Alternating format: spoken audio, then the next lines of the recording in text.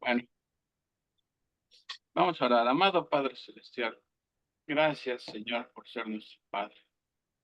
Gracias porque nos has permitido llegar a este día, Señor. Y en cada momento sentimos tu ayuda. Gracias porque después de una larga semana de trabajo, aún tenemos la oportunidad de reunirnos por este medio y estudiar tu santa palabra. Este libro de Isaías, que es profético, Señor, que es necesario para cada creyente entenderlo y estudiarlo, Señor. Y pido por Armandito que nos va a dirigir en esta noche. Ayúdale a exponer tu palabra con fidelidad y recuérdale todo lo que él ha estado estudiando, Señor. Y sobre todo, danos a nosotros un corazón enseñable donde salgamos fortalecidos en nuestra fe, Señor.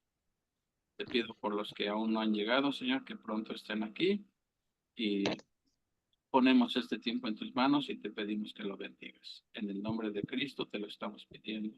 Amén. Amén. Adelante, Armandito. Yo te voy a poner tu Amén, amén. diapositiva. Por favor, sí, por favor. Bueno, pues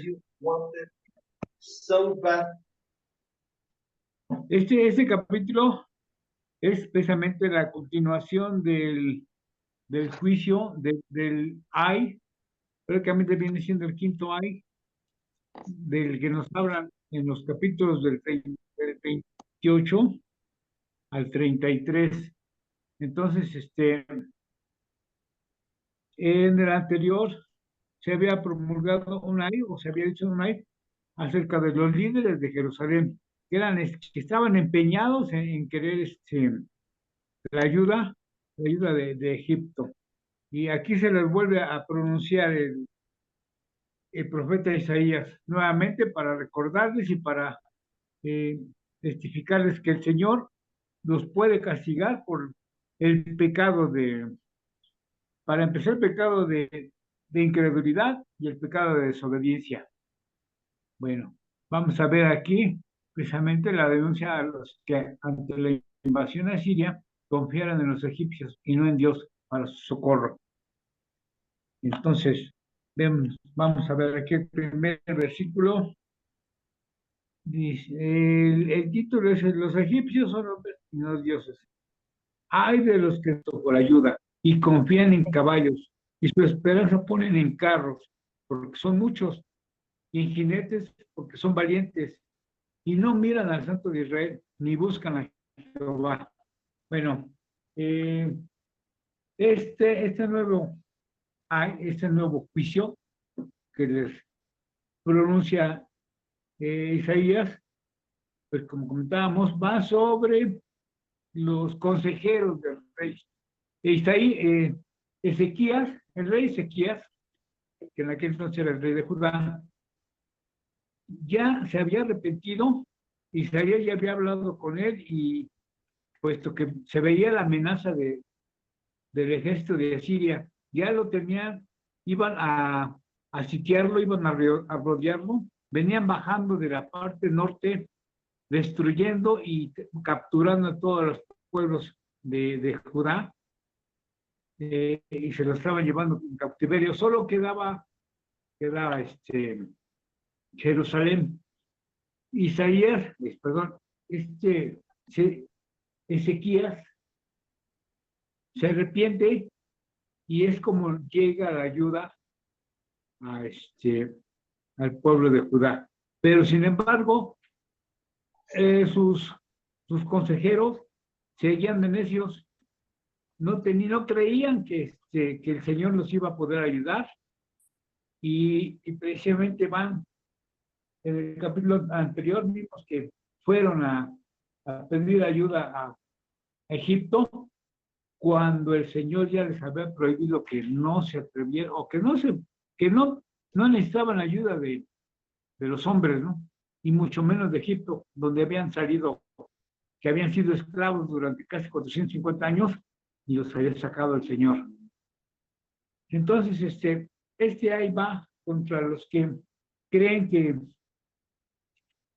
los egipcios, que eran adoradores de ídolos, iban a ser más poderosos o más fuertes que el pueblo hebreo, el pueblo de Dios, y confiaban en los caballos y confiaban en los jinetes de los carros, porque había muchos. Además, el terreno en el que se iban a enfrentar con los asirios se prestaba precisamente para una guerra a caballo, ¿no?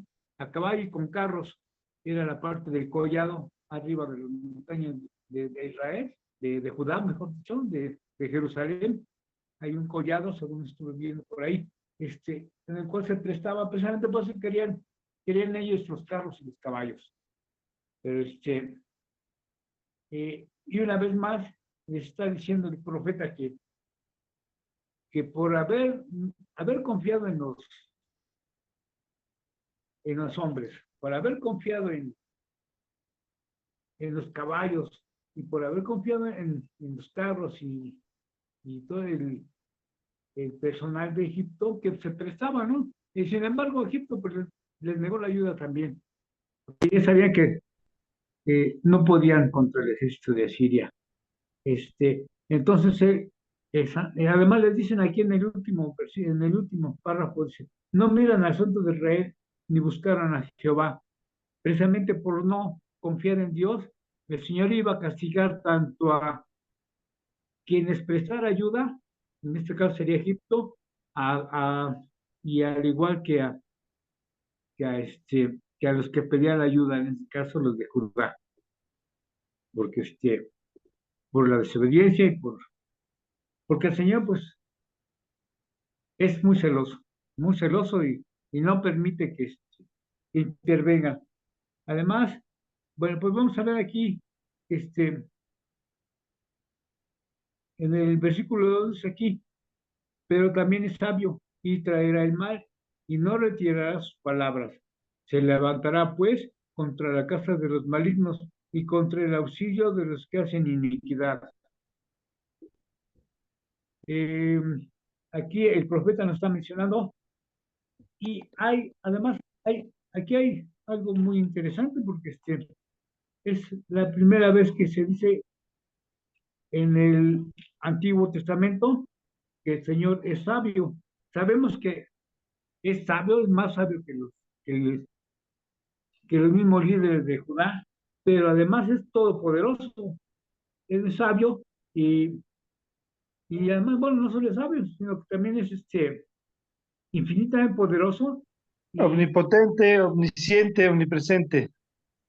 Exactamente, me robaste las palabras, muy bien, Oriel. Última pregunta porque eso es lo que iba a decir. Y bueno, y los líderes pensaron que o creían, pues como no creían, además ya se habían apartado de Dios, ellos creen que con su sabiduría iban a poder enfrentar los peligros que se avecinaban contra el ejército de Asiria. Pero fracaso, fracaso tras fracaso vienen para Judá. Bueno, eh, y además, pues el Señor les ha dicho que se había dicho que por haber roto el pacto deuteronómico y por desobediencia les iba a mandar el castigo. Déjenme les leo aquí esta parte de Deuteronomio 17, versículo 16. Bueno, para agarrar contexto, de aquí desde el 14. Esto lo escriben o está escrito cuando llegaron a poseer o cuando iban a poseer la tierra prometida, la tierra de Canaán, y empezaban a rebelarse en contra de Dios. Pero bueno, aquí le dicen desde el versículo 14, cuando hayas entrado en tierra que Jehová tu Dios te da, no tomes posesión de ella y la habites y digas, pondré un rey sobre mí, como todas las naciones que están en mis alrededores. El 15, ciertamente pondrá rey sobre ti al que Jehová tu Dios escogiere. De entre tus hermanos pondrá rey sobre ti. No podrás tener sobre ti a hombre extranjero que no sea tu hermano. Y aquí en el 16, que les especifica precisamente esto que les vamos a mencionar. Pero él no aumentará para sí caballos, ni hará volver al pueblo a Egipto con el fin de aumentar caballos, porque Jehová os ha dicho, no volverás nunca por este camino. Entonces, aquí ya les había dicho que no regresaran a Egipto y que no pidieran ayuda, porque pues ya habían sido esclavos, de ahí los habían sacado, qué necesidad tenían de volver a regresar a donde ya los habían tratado mal. Bueno, por ese pecado de desobediencia, el Señor los iba a castigar, no en su momento, sino a su tiempo. Y vimos, ¿no? Que en el capítulo anterior, que nada más fue un escarmiento lo que les mandó con el ejército de Asiria, porque lo sitiaron durante varios días, y que en una sola noche, pues, tuvieron el temor de ser muertos y de ser llevados en el exilio. Sin embargo, no fue así porque la mano de Dios intervino.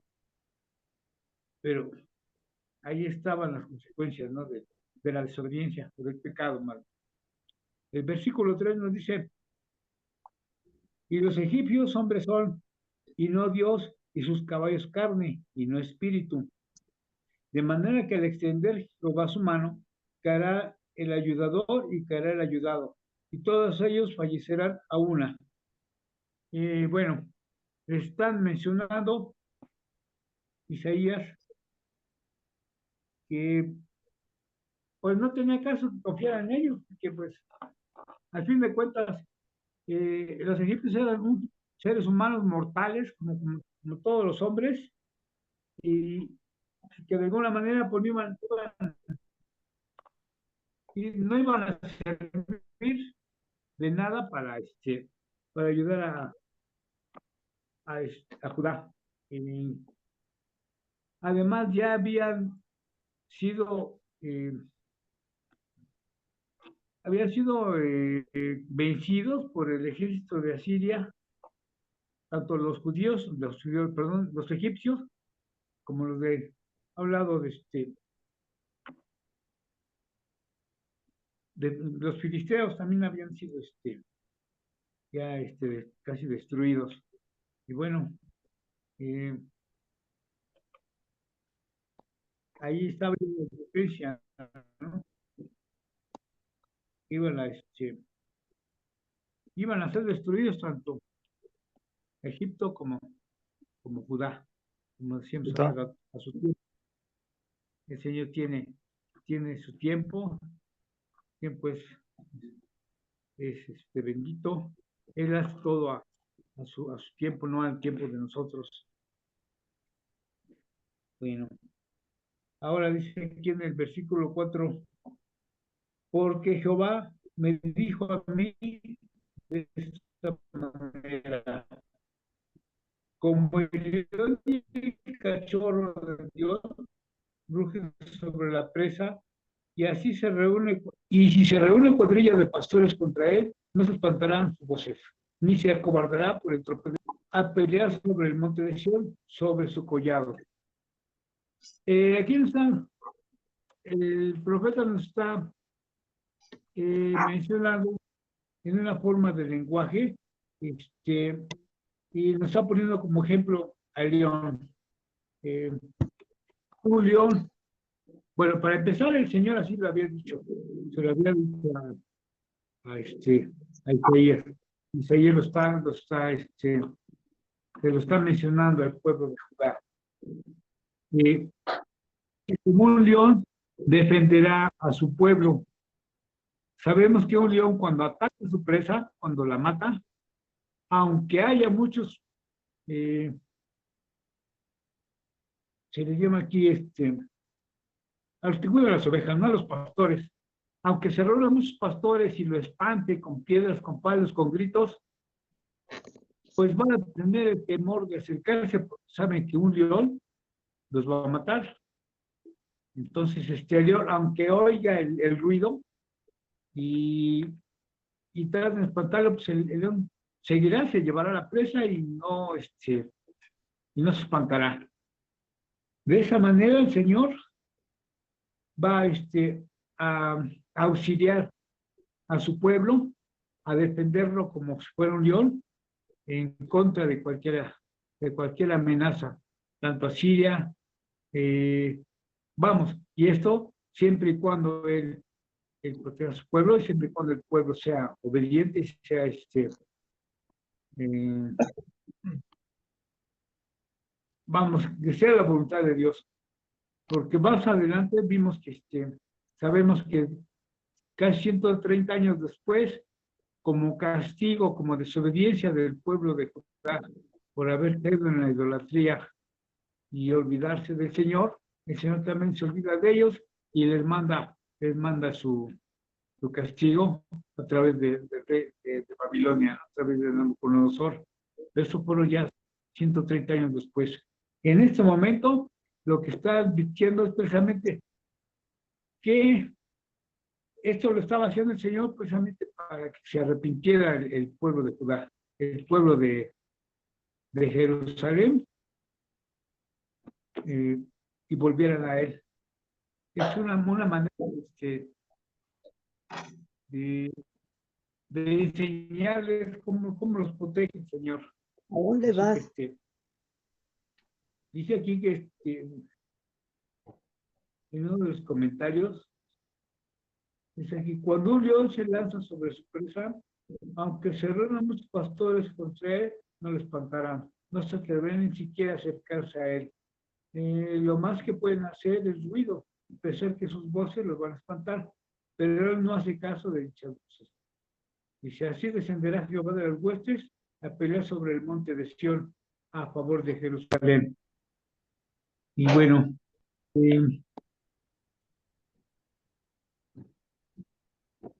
y también sabemos que va a proteger a su pueblo en los tiempos más difíciles. Bueno, en el versículo 5 dice aquí, como las aves que vuelan, hacían parar a Jehová de los ejércitos a Jerusalén, amparando, librando, preservando y salvándolo. Estaba leyendo en la Biblia del Pescador, que aquí hay un punto pasaje sobre este mismo versículo, que los voy a mencionar, lo que dice aquí en el 5.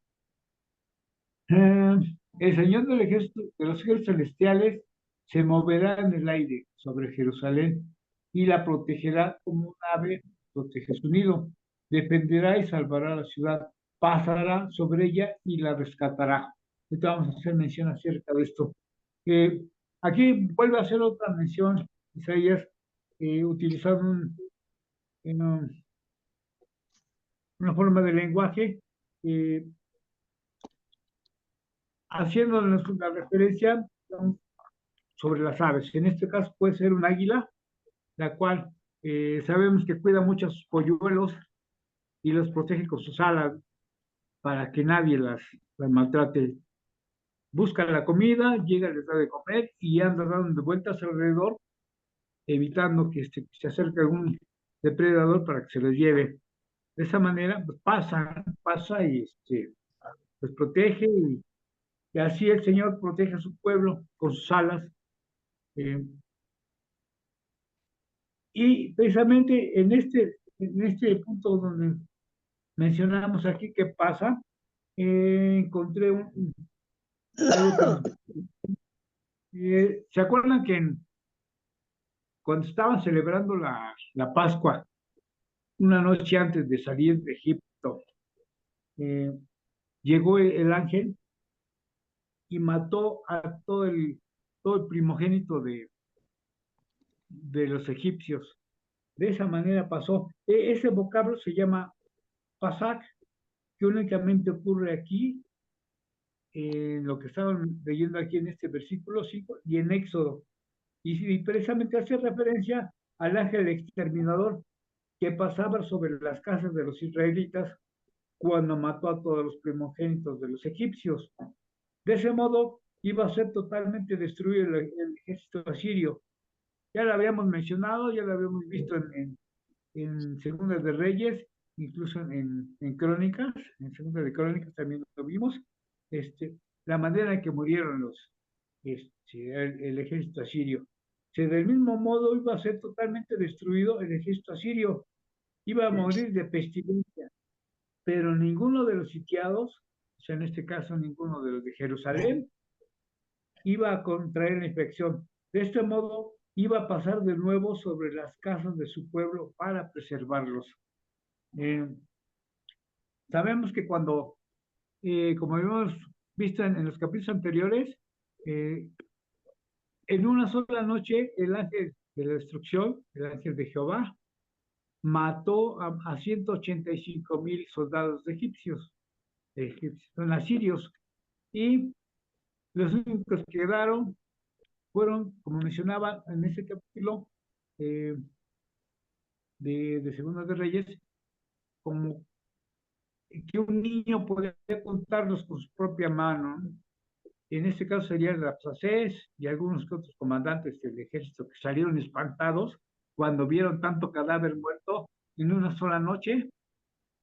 Y Tanto en cadáver, todo lo que ese vimos. momento él mandó a su gente y Sennacherib estaba en otro lado. Entonces salieron espantados y salieron para avisar y eh, avisarle a Sennacherib lo que había pasado, ¿no? Que para ellos, para ellos había sido tan fácil llegar hasta Jerusalén, sitiarlo, pero no, se llevaron la sorpresa, ¿no? De que, como mencionan aquí en el versículo, pues los estandartes de Judá era precisamente la espada con la que murieron los soldados. No fue espada de hombre, sino espada del ángel de Jehová, ¿no? Bueno, el,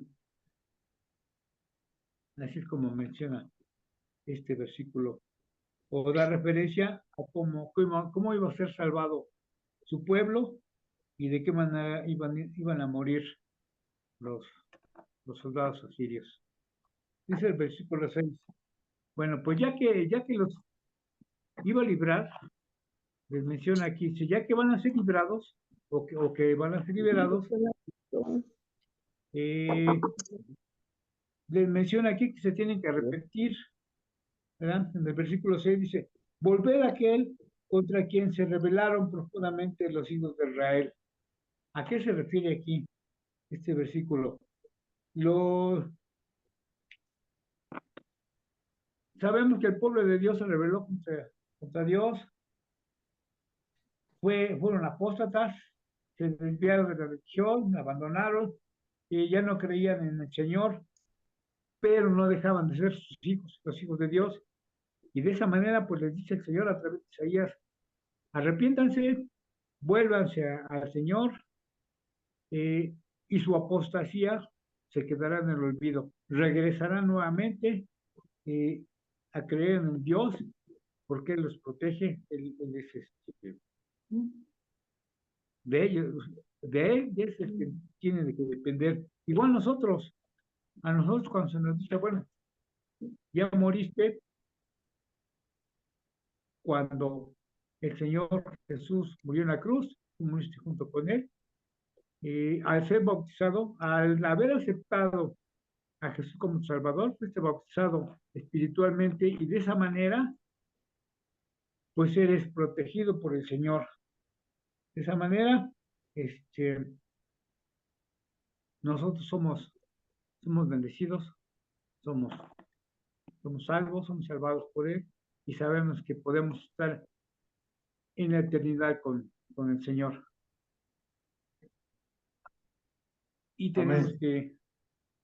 que volver a Él. O sea, en mi caso, que yo fui un apóstata de la fe por un tiempo, pero gracias a Dios el Señor me rescató, me trajo al redil nuevamente y bueno, ahora estoy agradecido con el Señor porque me pudo haber mandado un juicio, pude haber quedado, en cualquier momento pude haber sido, pues ya ni le hubiera contado.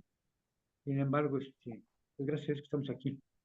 Así a los israelitas se les menciona que, y digo el pueblo de Israel porque era el único que quedaba de la nación, ya el reino del norte había sido destruido, y esto era como un remanente, más bien el remanente que quedaba, y que después,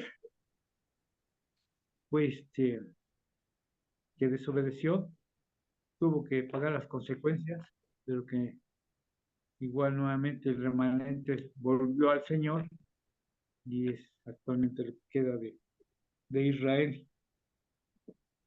Y bueno, vamos a ver aquí en el versículo 7, porque aquel día arrojará el hombre sus ídolos de plata y sus ídolos de oro, para que vosotros han hecho vuestras manos pecadoras. Bueno, aquí nos está hablando en el futuro, en el milenio, así como aquí te están mencionando, que en el milenio, Judá iba a deshacerse de sus ídolos, en el momento, en tiempo de Isaías, también se les pedía que se deshicieran de los ídolos. Sabemos que Ezequías ya había hecho alguna reforma, había reformado al pueblo de Judá, ya los ídolos ya habían estado, ya los habían destruido, pero todavía quedaban unos cuantos ídolos, como a nosotros nos llegan a quedar, como es el orgullo, como es la misma autosuficiencia muchas veces, que es lo que nos tenemos que deshacer muchas veces, eh, y humillarnos para aceptar a Jesús. Igual, ese viene siendo un ídolo, uno de los ídolos, el dinero también siendo un ídolo. Aquí se les está pidiendo que se deshagan de los ídolos de plata y los ídolos de oro. Eh, pero podemos mencionar de esa forma, ¿no? Y también aparte de los ídolos de piedra y los ídolos de madera y las imágenes que han sido construidas por propias manos. Cuando el pueblo de Judá, en ese momento, en el tiempo de Isaías, cuando el pueblo de Judá se deshiciera de sus ídolos, el pueblo iba a ser liberado, iba a ser protegido de una catástrofe este, que iba a ocasionar el ejército de Asiria, ¿no? De esa forma les está mencionando que se deshagan de sus ídolos para que puedan ser liberados, puedan ser protegidos. Dice aquí, una vez que Jerusalén se reforme, será libertada de sus enemigos. Esta era la voz del Señor que gritaba en la ciudad, la voz de los profetas que interpretaban el juicio de Dios. Volveos a aquel contra quien os rebelasteis profundamente, hijos de Israel. Les recuerda su origen, su linaje, se habían sido apóstatas, pero sin dejar de ser sus hijos, por tanto, que se vuelvan y será curada su apostasía. Entonces,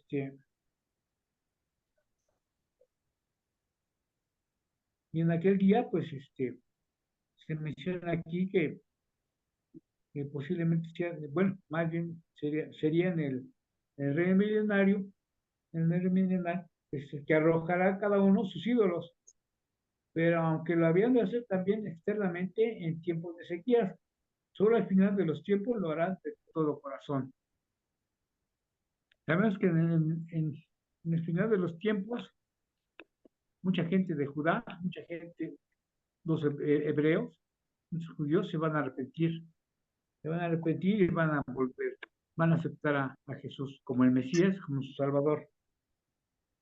Es aquí a lo que se refiere precisamente este versículo. Bueno, nuevamente aquí en este versículo vamos a ver la predicción de la caída del ejército sirio.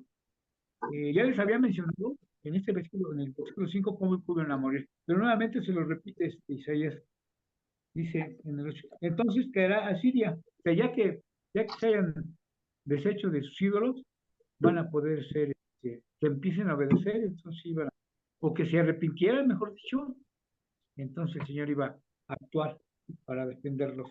Entonces caerá Asiria por espada de varón, no de varón, y la consumirá espada no de hombre, y huirá de la presencia de la espada, y sus jóvenes serán tributarios. Bueno, eh, dice aquí que los sitiadores de Jerusalén serán derrotados cuando los israelitas hayan arrojado sus ídolos. Entonces caerán los asirios.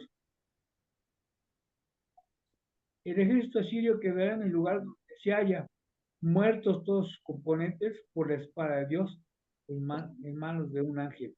Como habíamos mencionado, en una sola noche, el ángel de la destrucción, el ángel de Jehová, los mató a todo ese ejército. Y los que huyeron, precisamente fueron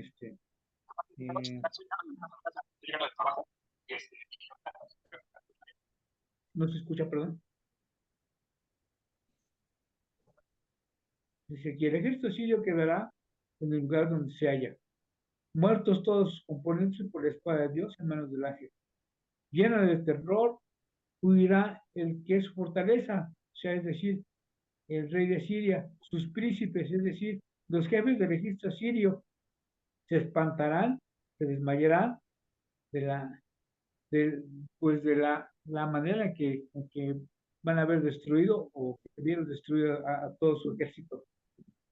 Esto da a entender que lo que pasó prácticamente viene siendo no una batalla de Siria, sino que Dios levantará, por decirlo así,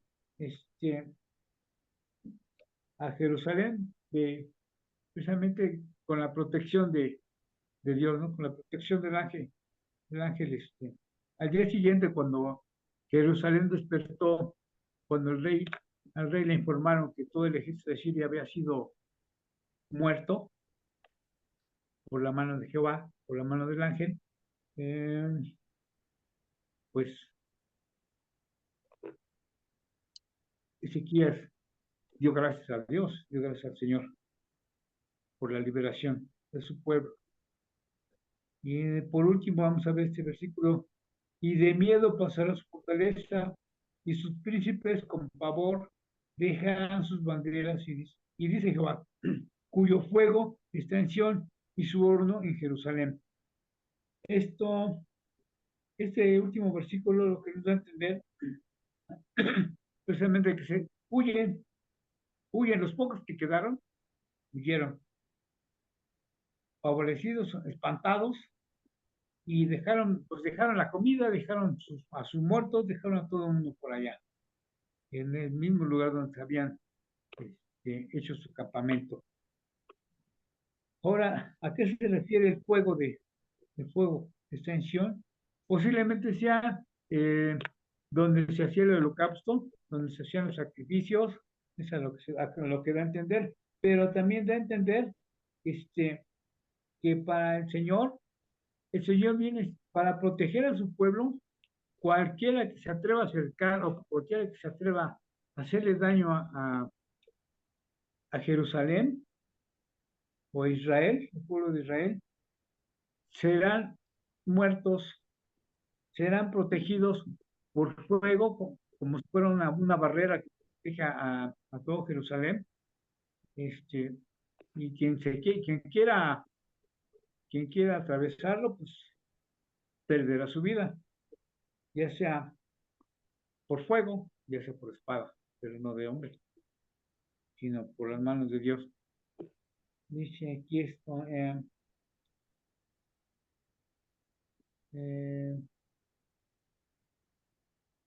fuego y el horno consumirá a sus enemigos e irradiará luz y calor a sus amados. En este caso le protegerá con calor al pueblo de Judá, a los judíos. Dice, Dios guarda allí su morada, se refiere a Jerusalén. Dios guarda allí su morada, como hace el hombre en el lugar donde está el fuego y su horno. Que no piensen los asirios que le van a desposeer de su propia casa. Él mismo se refiere a Dios, es una muralla de fuego alrededor de Jerusalén, de forma que quien quiera que se lance al asalto de ella, lo hará en peligro de su vida. O sea, quedará muerto por que, pues que lo intenten. Y lo que pasa, lo que sigue pasando ahora con Israel, cualquiera que se atreve a levantarle la mano, a mandarle bombas, a mandarle misiles, pues sale destruido. Lo estamos viendo en estos tiempos y se verán más adelante también peores cosas, pero falta mucho para Gracias. ¿verdad? ¿Quieren hacer algún comentario, por favor, acerca de este capítulo? Bueno, ¿sí me escuchan? Sí. Sí, adelante. Bueno, en este capítulo yo veo que Israel confiaba más en la caballería y los carros de Egipto. Y pensaba que iban a ser de gran utilidad en contra de Asiria.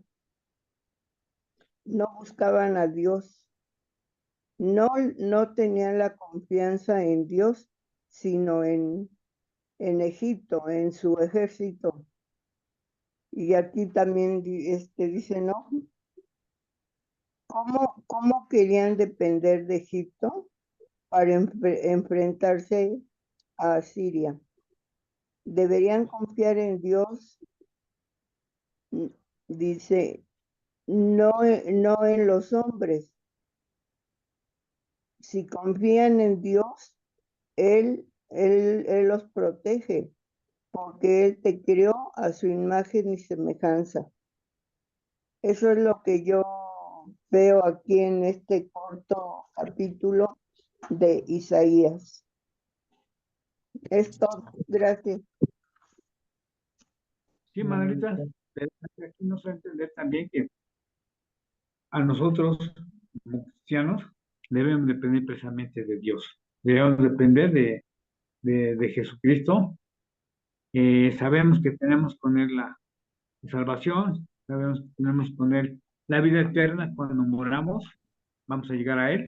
Cuando resucitemos, estaremos en la vida eterna con el Señor Jesús. Eh, y bueno, así de esa manera, pues se les pedía a, y se le sigue pidiendo al pueblo de Israel, confía en Dios, pero llegará el momento en que acepten a Jesús como su Mesías, como su Salvador. Nosotros ya podemos dar gracias porque ya tenemos el Salvador con nosotros, que dependemos de Él. ¿Algún otro comentario? No, pues yo, pues está muy claro aquí que no debemos de confiar en los hombres, ¿no? En los hombres ni en las cosas que hacemos, que hace el hombre, ¿no? Como, este, bueno, no confiar y estar siempre confiando en el Señor más que nada, porque nosotros sabemos que es omnisciente, omnipotente, omnipresente. Entonces, pues Él es el que nos ayuda, Él es el que hace juicio sobre toda la humanidad. Entonces, y nos advierte, ya es, por ejemplo, Isaías les advertía, ¿no? Que se arrepintieran, que confiaran en el Señor, que no confiaran en Egipto ni en ellos, pero pues no obedecieron, no entendieron, y ya ves que hasta la fecha no entienden, ¿no? Algunos, entonces, pues vino castigo sobre de ellos y así también va a haber castigo sobre los que no creen en Jesús como su único y suficiente Salvador, ¿no? Consecuencias, más que nada. Sí, sí es la consecuencia del pecado, precisamente el castigo eterno para los incrédulos, para los que no creen en Jesús. Muy bien. Y también nos pide que nos deshagamos de los ídolos, el orgullo, dinero. Sabemos que es bueno el dinero, pero decía Cantinflas, es bueno, pero es mejor es bueno no tenerlo, pero es mejor tenerlo, porque salieron de sus broncas. Pero no caer en la avaricia. Deshacernos de los ídolos, simplemente. Perdón, Juan Carlos, adelante. Sí, bueno, yo creo que, ¿cuál es la lección para nosotros? O sea, ¿cómo podemos aterrizar todo esto que hemos visto esta noche? Pues hoy en día la gente sigue confiando en los egipcios.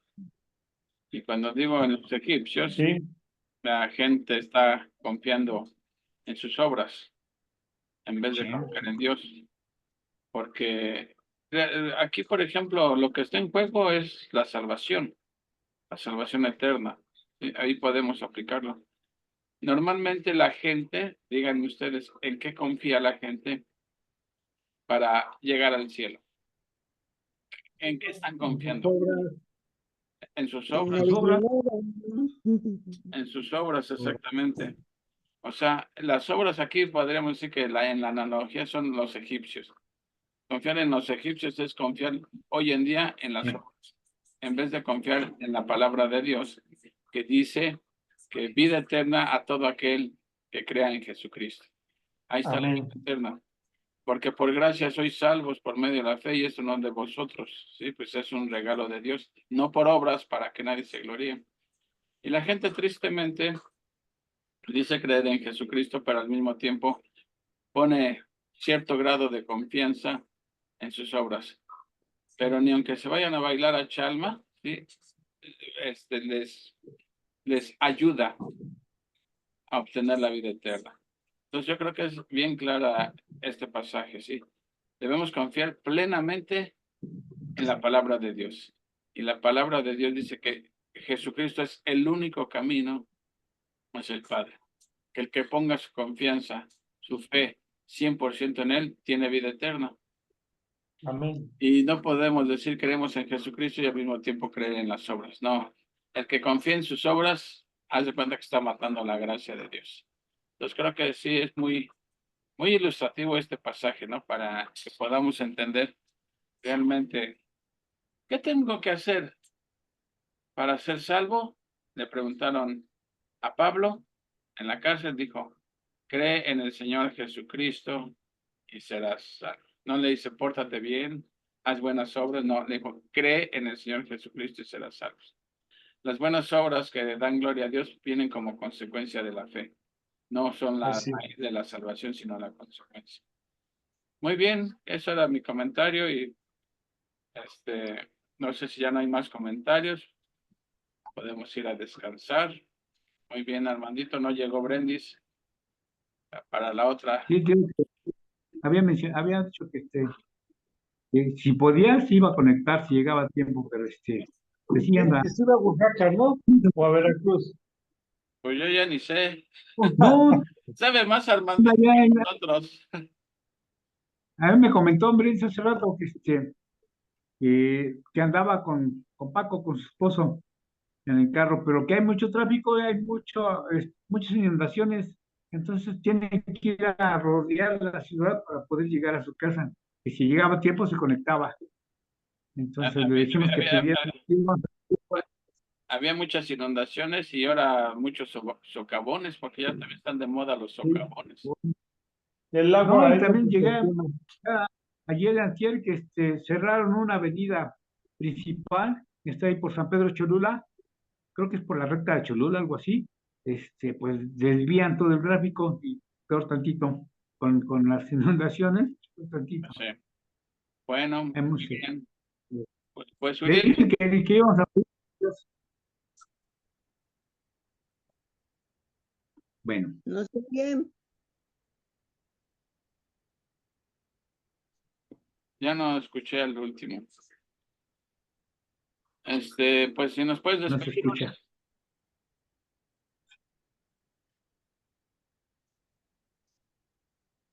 Adelante, ya no van a decir nada, no. No Pues, van a comentar ya otra cosa. parece que ya se agotaron los comentarios. Ya tengo sueño. Ya tienes sueño, Manuelita. Adelante, Uriel. Vamos a invitar aquí a la hermanita Patti que ore. Muy bien. Bueno, pues vamos a orar. Señor y Padre bendito, te damos gracias, Señor, infinitamente por la oportunidad que nos da, Señor, de poder compartir este tiempo, Señor. Gracias, Señor, porque nos edifica, Señor, cada vez que escuchamos acerca de tu palabra. Gracias por Armandito, por su vida y por la dedicación para el estudio, Señor. Y agradecemos por cada uno de los que estamos presentes, edificándonos, Señor. También te pedimos por todos aquellos que lo escuchan a la distancia, Señor, que sigas bendiciendo sus vidas, Señor, a través de este estudio, Señor. Y también pedimos, Señor, muy especialmente por el esposo de Angie, por su hijo, Señor. Dales un corazón, pues, que esté dispuesto, Señor, a seguirte, Señor, un corazón que sea sensible a tu llamado, Señor, y sobre todo por toda la familia, Señor. Padre bendito, agradecemos por este tiempo y pedimos por un buen descanso, Señor, para cada uno de nuestros hogares, Señor, y que nuestros hijos y familiares estén a salvo, Señor, bajo tu cuidado. Todo esto lo agradecemos en nombre de tu Hijo Jesucristo. Amén. Amén. Amén. Amén. Amén. Amén. Amén. Amén. Dios les bendiga. Buenas noches.